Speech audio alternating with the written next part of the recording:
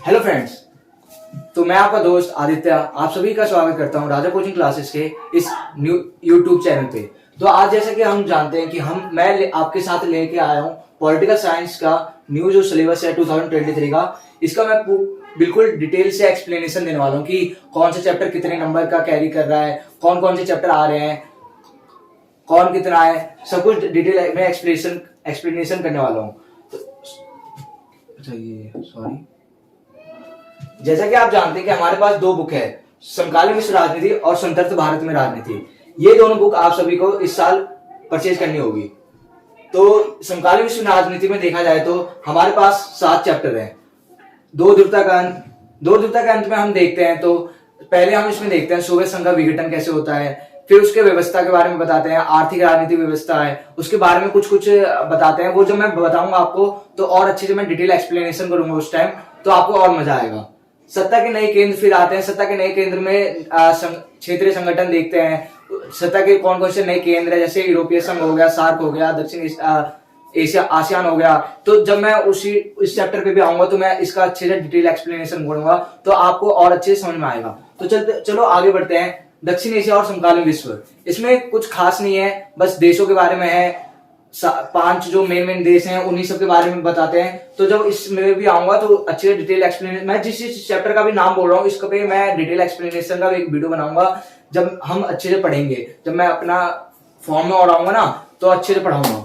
तो अब आगे चलते हैं। तो संयुक्त राष्ट्र और अन्य अंतरराष्ट्रीय संगठन आता है। इसमें यूएनओ की स्थापना, लीग ऑफ नेशन के बारे में बताते हैं। इसके बाद बहुत सारे मतलब WHO इन सब के बारे में बताते रहते हैं। तो इन्हीं सब के बारे में इस बार जो नया आया है, जो हमारे पास हम जब पढ़ते थे उस टाइम नहीं है, वो ये 2 चैप्टर है। जिस पहला का नाम है समकालीन विश्व में सुरक्षा। ये अभी न्यू जो टॉपिक है ये जुड़ा है, हमारे टाइम में ये टॉपिक नहीं था। फिर आता है पर्यावरण और प्राकृतिक संसाधन, ये भी न्यू टॉपिक जुड़ा है। और फिर आते हैं हम वैश्वीकरण में कुछ नहीं है, वैश्वीकरण में कुछ नहीं पढ़ते हम, बस इसका परिभाषा, इसके प्रभाव, 3 प्रकार के प्रभाव हैं, राजनीतिक, सामाजिक, सांस्कृतिक, ये सब प्रभाव हैं। जब इन सब चैप्टर पे आएंगे और अच्छे से मैं डिटेल एक्सप्लेनेशन दूंगा तो आपको और मजा आएगा। टेंशन मत लो, आपके साथ मैं 24/7 जुड़ा हूं, मैं आपको पढ़ाऊंगा अच्छे से। तो अगर इसके नंबर पे देखें तो दूरदूरता का अंत आता है 8 नंबर का। फिर सत्ता के नए केंद्र और दक्षिण एशिया और समकालीन विश्व आ रहा है आपके 12 नंबर का। फिर आ रहा है संयुक्त राष्ट्र संघ और अन्य अंतरराष्ट्रीय संगठन और समकालीन विश्व में सुरक्षा, इन दोनों को मिला के 10 नंबर हो रहा है। फिर आते हैं हम पर्यावरण और प्राकृतिक संसाधन और वैश्वीकरण पे, इन दोनों को भी मिला के 10 नंबर। तो देखो कुछ इस प्रकार है आपका मार्क्स का 8 + 12 + 10 + 10, फिर टोटल हो रहा है ये 40। ये आपका फर्स्ट बुक में से ये 7 चैप्टर 40 नंबर कैरी कर रहा है। ठीक है, अब आगे चलते हैं।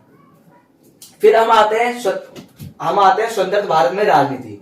तो इसमें भी आप देखेंगे तो 7 चैप्टर हमारे पास। राष्ट्रीय निर्माण की चुनौती है, ये बात बाबू इतनी अच्छी चैप्टर है, इतना अच्छा से इसका एक्सप्लेनेशन दूंगा। मैं अपने टाइम में ये मेरा सबसे फेवरेट चैप्टर होता था। फिर हम आते हैं नियोजित विकास पे। इसमें कुछ नहीं, श्वेत क्रांति, हरित क्रांति सबके बारे में है और कुछ ज्यादा कुछ नहीं है। भारत की विदेश नीति, फिर भारत में दल एवं दलीय प्रणाली, लोकतांत्रिक पुनरुत्थान, इसमें यही बताएंगे कि मतलब इंदिरा गांधी का शासनकाल कब आया था, आपातकाल की घोषणा कब हुई थी, इन्हीं सब के बारे में डिटेल से एक्सप्लेनेशन जब दूंगा ना तब और मजा आएगा। जुड़े रहिए बस आप हमारे साथ। फिर आते हैं क्षेत्रीय आकांक्षाएं पे। फिर आते हैं हम भारतीय राजनीति, प्रवृत्तियां और विकास। इसमें और कुछ नहीं है। इसमें 1990 के दशक में जो प्रमुख घटनाएं हैं वो जो बीती थी उसके बारे में डिटेल एक्सप्लेनेशन होता है। तो यही सब है बस। तो सबसे पहले आते हैं अब नंबर। आप पूछोगे सर कौन कौन से नंबर कितने, कौन से चैप्टर कितने नंबर का आ रहे हैं, तो मैं बताता हूँ आपको। राष्ट्रीय निर्माण की चुनौतियां और नियोजित विकास 8 नंबर कैरी कर रही है। फिर भारत की विदेश नीति, ये बहुत इंपॉर्टेंट चैप्टर है क्योंकि ये अकेला ही, ये दोनों मिला के 8 नंबर कैरी कर रहा है। ये दोनों मिला के 8 नंबर कैरी कर रहा है, बट ये अकेले 8 नंबर कैरी कर रहा है। तो ये बहुत इंपॉर्टेंट होने वाला है। ये हमारे टाइम में भी बहुत इंपॉर्टेंट चैप्टर था, इस पे खास ध्यान रहेगी हमारी। तो फिर हम आते हैं भारत में दल एवं दलीय प्रणाली, लोकतांत्रिक पुनरुत्थान, ये दोनों मिला के आपके 12 नंबर कैरी कर रहे हैं। और फिर आते हैं हम क्षेत्रीय आकांक्षाएं और भारतीय राजनीति, प्रवृत्तियां और विकास, ये दोनों भी मिला के 12 नंबर। तो ये कुछ ऐसा हो गया बच्चों कि 8 + 8 + 12 + 12, ये फिर सारे मिला के 40 नंबर कैरी हो रहा है। तो सेकेंड बुक में भी ऐसे करके 40 नंबर आपको कवर किया जाएगा। फिर हम आते हैं, अब आप पूछोगे सर सिलेबस तो आपने पूरा बता दिया, एक बार एग्जाम पैटर्न भी बता दीजिए। तो मैं एग्जाम पैटर्न भी आपको बताने वाला हूं। देखिए जैसा हम आपके सामने लेके आए हैं कि पॉलिटिकल साइंस का जो ये है, ये इसका पहले कोड देख लेते हैं हम 028, ठीक है, ये आपका कोड है। और फिर इसमें ये जो पेपर है ये 3 आवर्स का है, आपको सीबीएसई 3 घंटे देगी इस पेपर को कंप्लीट करने में। और हमारे जो इस बार जो ऑफर मतलब बॉम्ब फोड़ी है सीबीएसई ने, पिछले बार जो था टर्म 1 और टर्म 2 दोनों मिला के 80 था जो हमारे टाइम में था। बट इस बार बोल रही है सीबीएसई भाई हम ऐसे तो नहीं करेंगे, हम अब सीधे आपका 80 नंबर का लेंगे। अब आप पे है कि 80 नंबर आप कैसे स्कोर कर रहे हैं। ये टर्म 1 टर्म 2 का झंझट ही हटा दिया सीबीएसई ने। तो इसमें देखा जाए तो इसमें देखें तो सबसे पहले मैं इसके कुछ इंस्ट्रक्शंस बता रहा हूं आपको।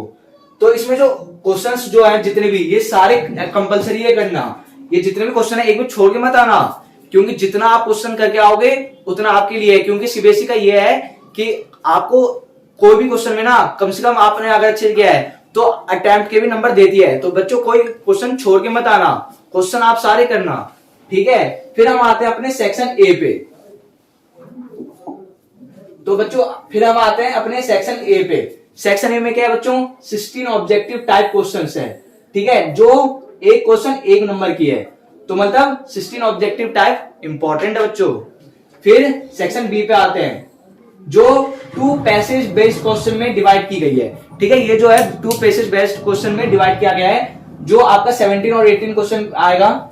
इसके जो नंबर है ये भी 1 मार्क्स के हैं, ठीक है, लेकिन ये पैसेज में से छांट ही करना पड़ेगा बच्चों, ध्यान से। ये करते समय ध्यान रखना कि कंसंट्रेशन पावर आपकी अच्छी होनी चाहिए, जब ये क्वेश्चन आप कर पाओगे। फिर क्वेश्चन नंबर 19 और 22 पे आते हैं जो 2 नंबर का आता है, और इसमें जो वर्ड लिमिट भी दी जाती है। जब देखिए इन सब में तो क्या है ऑब्जेक्टिव बेस्ड है, बट जब आप सब्जेक्टिव असली में थ्योरेटिकल पे आ जाओगे तो आपका 2 नंबर का आएगा, ठीक है, 2 नंबर का। और इसमें ना वर्ड्स लिमिट भी है, 40 वर्ड से एक्स्ट्रा नहीं कर सकते आप। तो ये मत सोच लेना कि मतलब हम दिखावा के लिए कर रहे हैं और सीबीएसई वाले को फर्क नहीं पड़ रहा। उसने साफ साफ बोल दिया कि 40 वर्ड्स में, ज्यादा मत करना, कोई ज्यादा आपको तो चॉकलेट तो मिलने वाली नहीं है, इसलिए आप अच्छे से करना, ठीक है, और ध्यान से। 20 फिर हम आते हैं 23 और 23 से लेकर 27 पे जो 4 नंबर का है। ये क्वेश्चन बहुत इंपॉर्टेंट है।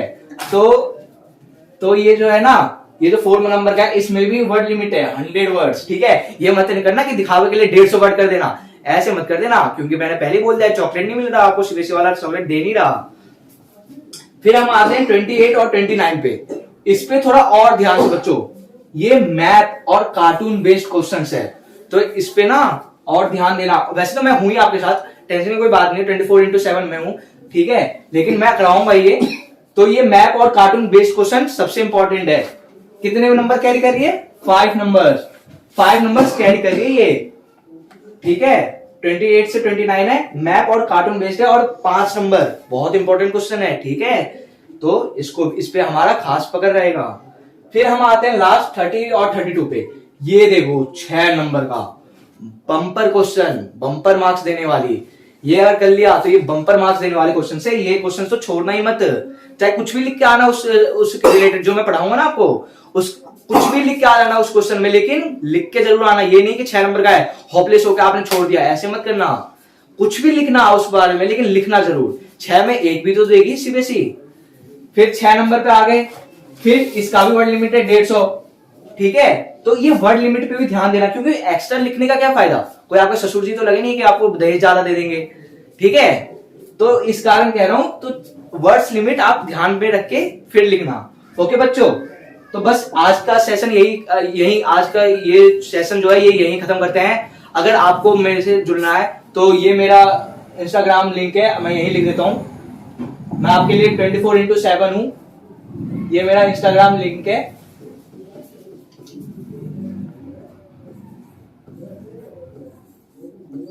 इस पे मेरे से 24x7 आप मैसेज कर सकते हैं, कोई भी रिलेटेड कोई भी क्वेश्चन आपको दिमाग में आए आप इस पे मैसेज कर सकते हैं। Thank you very much.